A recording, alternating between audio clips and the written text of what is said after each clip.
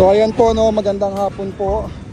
March 8, 2026, 5 o'clock po ng hapon. Update po sa ginagawa sa MacArthur Highway. So ayan na po yung haba niya. Doon po sa parte ng sa may NLEX exit ng Karuhatan, medyo simentado na po doon. Dito na po sila sa harap ng stoplight ng Karuhatan. Ito pong street na ito ng papuntang simbahan ay sarado po. Oy! Shoutout Kagawad. Ingat!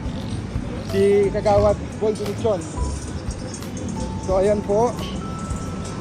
Sarado po yung daan natin papuntang simbahan.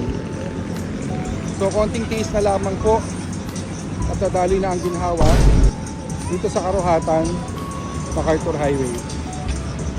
So once again po, road rehabilitation ng MacArthur Highway, Karuhatan, Valenzuela.